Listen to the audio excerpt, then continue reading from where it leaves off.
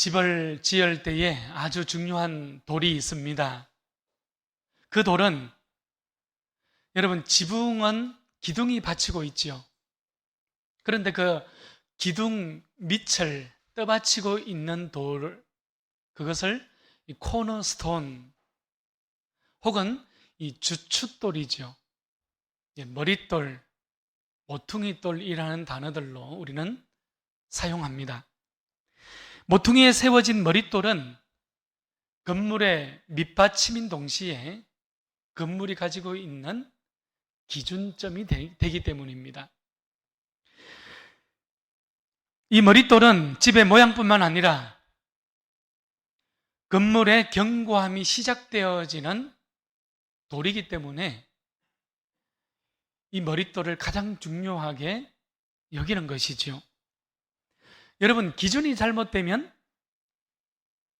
아무리 정성을 들이고 아무리 화려하게 그 건물을 지었다고 해도 곧 무너질 수밖에 없게 됩니다. 기준이 잘못되면 한쪽으로 기울어져 무너짐이 심해질 것이기 때문에 그렇습니다. 기준이 되는 머릿돌의 중요성을 지금 보는 것입니다. 여러분, 이처럼 좋은 집은 모퉁이돌이지요. 머릿돌 하나로부터 시작되어지고 있는 것이에요. 우리는 이 주춧돌, 이 모퉁이돌을 비유적으로 흔히 사용하게 되지요. 어떤 단체나 어떤 사상이나 이론들이 있을 때에 그것을 이룬 기초가 되는 것을 모퉁이돌이다, 이렇게 우리는 사용하게 됩니다. 우리 믿음의 주춧돌은 하나님의 약속의 말씀이지요. 우리 구원의 주춧돌은 오직 예수 그리스도 한 분뿐입니다. 이렇게 우리는 이 모퉁이돌 혹은 주춧돌을 사용하게 되는 것이지요. 여러분, 우리 교회가 좋은 교회인가, 건강한 교회인가, 또 성숙한 교회인가를 결정하는 것은 예수님께서 함께하고 계시는가, 예수님께서 이곳에서 예배를 받고 계시는가, 이곳에서 찬송을 하나님께서 기뻐하고 음량하고 계시는가, 예수님께서 우리 교회의 모퉁이돌이 되시는가, 여러분, 이것이 기준이 되는 것입니다. 사도 바울은 에베소서 2장 19절 이하에서 이렇게 고백하고 있습니다. 그러므로 너희는 이제부터 외인도 아니요 나그네도 아니요 오직 성도들과 동일한 시민이요 하나님의 권속이라. 너희는 사도들과 선지자들의 터 위에 세움을 입은 자라. 그리스도 예수께서 친히 모퉁이돌이 되셨느니라. 너희도 성령 안에서 하나님이 거하실 처소가 되기 위하여 그리스도 예수 안에서 함께 지어져 가느니라. 바울은 이렇게 고백하고 있는 거예요. 오늘 이 거룩한 주일 아침에 우리 모두가 모퉁이돌 되신 예수님을 우리의 인생의 기준으로 삼을 수 있기를 축원합니다. 여러분, 예수님 안에는 실패가 존재하지 않기 때문에 그렇습니다. 오직 예수님만 예배하고 오직 예수님만 찬송할 수 있기를 바랍니다. 우리 넓은 교회가 한 성령 안에서 하나님이 거하실 거룩한 처소로 함께 지어져 가는 좋은 교회지요. 건강한 교회지요. 하나님이 기뻐하시는 거룩한 교회로 세워질 수 있기를 축원합니다. 오늘 본문을 보게 되면 1절에서 예수님은 비유로 이제 그들에게 말씀하고 있습니다. 오늘 1절에 나오는 그들이라는 것은 대제사장들과 서기관들을 가리키고 있는 단어입니다. 산헤드린 공회가 있었던 예루살렘은 예수님에게 있어서 호의적이지 않았어요. 그들은 예수님을 적대적으로 대하고 있었습니다. 이런 상황 속에서 예수님께서는 지금 비유로서 말씀을 하고 있는 거예요. 여러분, 산헤드린 공회가 바리새인들이, 대제사장들이, 서기관들이 예수님을 적대시하는 이유가 무엇일까요? 그것은 우리가 지난주에 말씀을 봤듯이 예루살렘 공회가, 또 예루살렘 성전이 예수님의 권위가 아니라 그 권위가 누구에게 있어요? 자신들에게 있다고 생각했기 때문입니다. 마가복음 12장부터는 이런 적대적인 상황을 염두에 두고 읽어나가야 그 본문들이 정확하게 이해되어지기도 하는 것입니다. 예수님은 지금 이런 적대적인 상황 속에서 비유로 말씀하고 계시는데, 오늘 본문에서는 포도원 농부 비유를 주님께서 우리에게 말씀하고 있어요. 구약 성경에 있어서 이 포도원이라는 것은 이스라엘 민족이죠. 이스라엘 백성들을 상징하고 있는 단어입니다. 포도원 주인은 산 울타리로 포도원을 둘렀습니다. 이 산 울타리라는 것은 살아있는 나무들을 이야기하는 거예요. 그러니까 척백나무라든지 탱자나무라든지 가시나무들을 가지고 그 포도원을 둘러서 울타리를 만들어 놓은 것입니다. 또한 포도원 주인은 포도즙을 짜는 틀을 만들었지요. 망대도 지었습니다. 그리고 농부들에게 세를 주고 멀리 가게 되었습니다. 때가 되어서 주인은 농부들에게 포도원 소출의 얼마를 받고자 하였던 것이지요. 포도즙을 짜는 틀과 이 망대는 지금 포도원의 규모가 아주 컸다는 것을 우리에게 말해주고 있는 부분이기도 합니다. 소규모 이 포도원에는 이런 포도즙을 짜는 틀이라든지 망대를 세워놓지 않았어요. 그들은 마을에서 공동으로 즙 짜는 틀을 함께 사용했기 때문에 그렇습니다. 이 망대라는 것은 우리나라의 원두막과 같은 역할을 했다고 보시면 됩니다. 그러니까 농부들에게 안식이지요. 쉼을 주기도 하고, 또 그 포도원을 해치는 동물들과 또한 도적들을 높은 곳에서 감시하는 역할을 하였던 것이 망대였습니다. 그러니 포도원 주인이 농부들에게 세를 주었는데, 이 농부들은 어떤 사람들입니까? 소작농들이 아니었다는 거예요. 이들은 오히려 대규모의 포도원을 경작하면서 또 다른 일꾼들을 거느리고 있는 부유한 농부들이었다는 것을 우리는 알게 되는 것입니다. 대규모 농사를 짓고 있는 임대 계약자들이지요. 포도원 지기들입니다. 무슨 말입니까?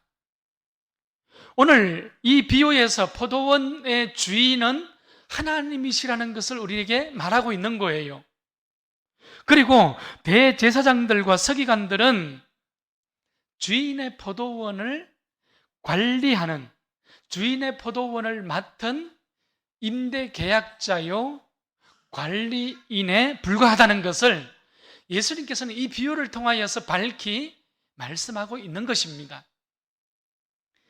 여러분, 교회는, 세상의 주인은, 교회의 주인은 오직 하나님 한 분이십니다. 할렐루야. 하나님은 우리에게 이 온 세상을 맡기셨어요. 그러니 우리는 이 땅에서 주인이 아니지요. 우리는 세상의 주인이 될 수 없습니다.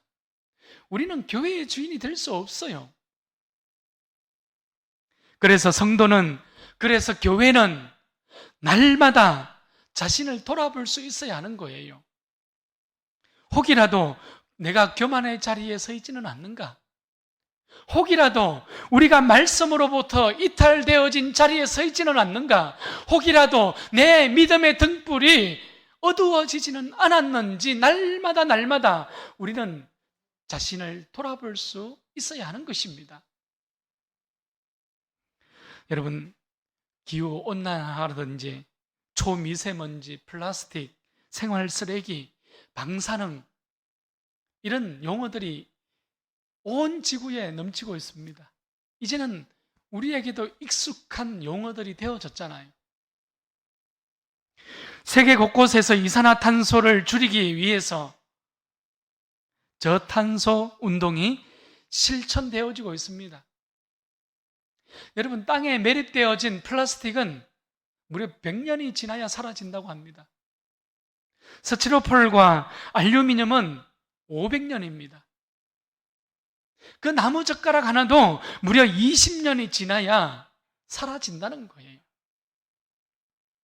오늘 우리 널푸른 교회는 쓴 만큼 회복하는 자연순화적 지구지요, 건강한 지구를 위하여 우리가 아껴 쓰고 나눠 쓰고 바꿔 쓰고 다시 쓸 수 있는 우리 널푸른 교회가 될 수 있기를 축원합니다. 여러분, 이 땅의 주인을 인정하는 거예요. 이 땅의 역사의 주인은 오직 하나님이시라는 것을 우리는 고백하는 삶의 자리인 것이지요. 하나님께서 우리에게 맡기신 이 세계지요, 이 시대를 품고 에코시스템을 세워가고 생명의 씨앗을 심는 희망의 공동체가 우리 널푸른 공동체가 될 수 있기를 축원합니다. 포도원을 만든 주인은 포도원 소출의 얼마를 받을 수 있는 충분한 권리가 있었습니다. 이 소출이라고 해서 포도원에서 생산되어진 포도를 가지고자 했던 것이 아닙니다. 단지 주인은 임대료를 받고자 했던 것이에요. 그래서 세를 주고 간 농부들에게 한 종을 보내었습니다. 자, 그랬더니 오늘 3절 말씀을 보십시오. 그들이 종을 잡아 때리고 심히 때렸다고 말씀하고 있습니다. 그리고 그저 보냈습니다. 주인은 다시 종들을 보내지요. 그랬더니 머리에 상처를 내고 능욕하였습니다. 주인은 또다시 다른 종들을 보냅니다. 이제 농부들은 그 종들을 때리고 더러는 죽이기까지 하였습니다. 오늘 본문에 이 평행 본문이라고 일컫는 마태복음 21장 45절 말씀에 가보게 되면 마태는 지금 대제사장들과 서기관들이 이 비유의 의도가 무엇인지 알았다는 거예요. 그들이 이 비유 속에 등장하는 농부들이 자신들을 가리키고 있다는 것을 정확하게 알았다는 것을 마태는 우리에게 기록해주고 있습니다. 그러나 예수님께서는 오늘 본문이지요, 6절 말씀에서 계속해서 비유의 말씀을 이어가고 있습니다.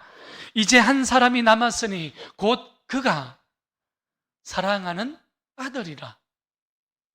최후로 이를 보내며 이르되 내 아들은 존대하리라. 주인은 생각을 했던 겁니다. 포도원 주인은 마지막으로 한 사람을 보내지요. 그 사람이 누구였어요? 사랑하는 아들이었습니다. 내 아들만은 존중하고 내 아들만은 그들이 대접할 것이라고 확신했기 때문에 그렇습니다. 자, 그런데 그 아들이 왔을 때에 농부들은 서로 의논하지요. 이런 상속자니 죽여버리자. 그러면 그 유산이 우리 것이 되리라. 여러분, 농부들은 서로 의논한 이후에 그 아들을 죽이고 포도원 밖으로 던졌습니다.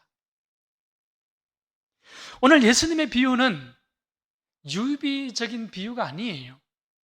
알레고리적 비유입니다. 여러분, 알레고리 비유는 추상적인 어떤 내용을 가지고 와서 아주 구체적인 대상을 통하여서 그 메시지를 전하는 비유의 기법을 알레고리적 비유라고 이야기합니다. 조금 더 쉽게 설명하면 특별한 해석이 없어도 그 비유를 보면 누구나 다 그 내용을 쉽게 알 수 있는 거예요. 여러분, 개미와 배짱이 이야기를 다 아시지 않습니까? 개미는 성실합니다. 배짱이는 게으름의 아이콘이에요. 게으름이 아니라 인생의 길을, 믿음의 길을 겉면으로 성실함으로 걸어가야 한다는 것을 이 이야기를 통해서 누구라도 다 쉽게, 어떤 특별한 설명이 없어도 개미처럼 살아야 되겠다, 성실하게 살아야 되겠다는 것을 깨달을 수 있게 되는 것이죠. 이런 것을 알레고리적 기법이라고 이야기하는 것입니다. 그러니까 오늘 본문 12절에서 마가가 결론을 맺고 있음과 같습니다. 지금 대제사장들과 서기관들은 포도원 비유를 들으면서 주인은 하나님이시요, 그 농부는 자신들을 가리키고 있으며 이제 곧 자신들을 통하여서 포도원 밖으로 내쳐져서 죽게 될 바로 그 아들은 예수님이라는 것을 정확하게 알 수 있었던 것입니다. 여러분, 이 비유를 통해서 가장 확실하게 선포되어지는 메시지가 무엇입니까? 예루살렘에서 참 권위를 가진 사람들은 사내들인 공회가 아니라 누구라는 거예요? 예수님이라는 것입니다. 예수님이 주인의 아들이요, 예수님이 상속자요, 예수님이 농부들에게 죽임바 되어서 포도원 밖으로, 예루살렘 밖으로 내던져진다는 것을 지금 이 비유를 통하여서 우리에게 말씀해주고 있는 비유가 되는 것이지요. 여러분, 사실 마가는 처음부터 이러한 사실들을 우리에게 간접적으로 알려주고 있었습니다. 마가복음 1장 11절 말씀을 보게 되면 하나님께서 예수님을 향하여 이는 내 사랑하는 아들이라 하였습니다. 또한 마가복음 2장 28절에서는 인자는 안식일에도 주인이시니라. 마가복음 3장에서는 예수님과 성령님이 하나이시며 8장에서는 베드로의 고백이지요, 주는 그리스도시요 살아계신 하나님의 아들이십니다. 여러분, 그렇게 마가는 계속적으로 고백하며 왔던 것입니다. 예수님께서 예루살렘 밖 골고다에서 죽을 수밖에 없었던 이유가 되는 것이죠. 대제사장들과 서기관들은 예수가 하나님의 아들이라는 이유로 인해서 십자가에 못 박아 죽이고 그를 던졌던 것입니다. 오늘 마지막으로 우리가 살펴야 할 것이 또 하나 있습니다.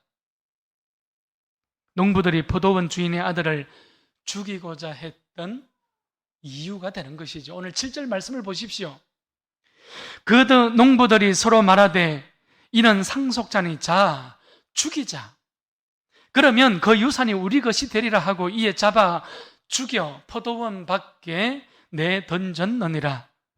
상속자를 죽이고 그 유산을 차지하기 위함이었습니다. 여러분, 다시 한번 기억할 수 있기를 바랍니다. 예수님은 예루살렘으로 올라가셨습니다. 그리고 그 예루살렘을 천천히 모든 것들을 둘러보셨지 않습니까? 예수님께서 둘러보셨다는 것은 단순히 구경한다는 의미가 아니었잖아요. 페리블레퍼였지 않습니까? 천천히, 그리고 자세히, 아주 상세하게 예수님께서 살펴보셨다는 뜻이었습니다. 집중해서 예수님께서 보신 것이지요. 예루살렘에서 예루살렘 백성들이 복음을 가졌다는 하나님의 사람들이 하나님께 드리는 그 예배의 모습이지요. 믿음의 모습들입니다. 일상생활의 모든 모습들을 예수님께서는 두루두루 집중해서 상세하게 살펴보고 계셨잖아요. 이 모든 것을 둘러보신 예수님께서는 강도의 소굴이 되어지고 있었던 그 예루살렘 성전을 향하여서 내 집은 만민이 기도하는 집이라 칭함을 받으리라고 선포하셨던 것입니다. 여러분, 강도는 남의 것을 빼앗고 남의 것을 갈취하는 사람들이지 않습니까? 지금 대제사장들과 서기관들은 하나님의 복음, 하나님의 구원을 가졌다 하지만 그들은 이스라엘 백성들의 행정, 사법, 경제, 또한 종교와 문화와 일상의 삶의 구석구석까지 그들은 하나님과 반대되는 길에 서 있었던 거예요. 무늬만, 형식만 가지고 있었던 것이죠. 그래서 이제 하나님께서 어떻게 하시겠다는 거예요? 아들을 보내어서 결산하겠다는 것입니다. 여러분, 이 결산하겠다는 하나님의 의지가 오늘 포도원 농부 비유의 가장 중요한 핵심 메시지가 되는 것이에요. 우리 교회는 예배에 성공하는 교회가 될 수 있기를 바랍니다. 복음의 영향력을 회복하는 거룩한 교회가, 우리 넓은 교회가 될 수 있기를 축복합니다. 여러분, 하나님께서 우리를 향하여 결산하고자 하실 때에 믿음의 열매를 드릴 수 있기를 바랍니다. 회복의 열매를 드릴 수 있기를 바랍니다. 하나님 앞에 성령의 열매를 올려드릴 수 있기를 바랍니다. 이제 말씀을 정리하고자 합니다. 포도원 주인은 종들을 죽인 농부들을 처음에는 어떻게 했어요? 그들을 너그럽게 대했습니다. 기회를 준 것이지요. 그러나 농부들은 포도원을 차지하겠다는 그 탐욕 때문에 주인의 아들까지 살해했던 것입니다. 농부들이 가지고 있는 탐욕으로 인해서 오늘 그들이 악했다는 사실을 예수님께서는 적나라하게 드러내고 있는 거예요. 지금 예루살렘의 대제사장들과 서기관들의 악행과 그들의 더러움을 예수님께서 드러내고 있는 비유의 말씀입니다. 결국 기회는 지나갑니다. 심판이 임하게 되는 것이지요. 여러분, 우리는 자주 오늘 이런 모습들을 보면서 이 모습이 나의 모습은 아닐까? 우리는 우리 자신을 다시금 점검하게 되는 것이에요. 인생의 주인, 생명의 주인은 하나님이신데 우리는 너무나도 자주 하나님 대신 내가 주인의 자리에 서고자 하며 살아가지 않습니까? 그리고 강도의 소굴 같은 인생을 만들어 버립니다. 강도의 소굴 같은 이 사회, 이 세상을 만들어 버린 것이에요. 오늘 9절 말씀을 보면 포도원 주인이 어떻게 하겠느냐? 와서 그 농부들을 진멸하고 포도원을 다른 사람에게 주리라. 복음에 대한 이스라엘의 거부는 그 복음이 이방으로 흘러가게 하였던 것입니다. 오늘 선택받은 이스라엘 백성들이 보여주었던 하나님의 은혜에 대한 거절이지요. 하나님의 그 생명에 대한 거절은 복음 밖에 있던 우리들에게, 우리도 예수 안에서, 우리도 복음 안에서 하나님의 기업을 상속받게 하였던 것입니다. 할렐루야. 여러분, 이것이 하나님의 섭리입니다. 촛대가 이스라엘로부터 우리에게로 옮겨진 것이에요. 이런 놀라운 구원의 섭리를 시편 118편 22절에서는 노래하고 있습니다. 오늘 본문의 10절 말씀이지요. 건축자들이 버린 돌이 모퉁이 머릿돌이 되었나니 이것은 주로 말미암아 된 것이요, 이것은 주로 말미암아 된 것이요, 우리 눈에 놀랍도다. 사랑하는 여러분, 예수님을 내 인생의 산돌이요 모퉁이 뜰로 모시고 살아갈 수 있기를 축원합니다. 예수님을 내 인생의 삶에 있어서 걸어가는 발의 등불로 삼고 인생의 기준으로 삼을 수 있기를 바랍니다. 여러분, 이 한 주간도 내 일평생 내 생명이 다하도록 예수 안에서 예수님이 주인 되는 거룩한 믿음의 집을 함께 지어가는, 그래서 하나님께만 영광 돌리는 거룩한 행진이 고백되어지는 우리 모든 성도님들의 삶의 자리, 또한 우리 넓은 공동체의 믿음의 행진이 될 수 있기를 축원합니다.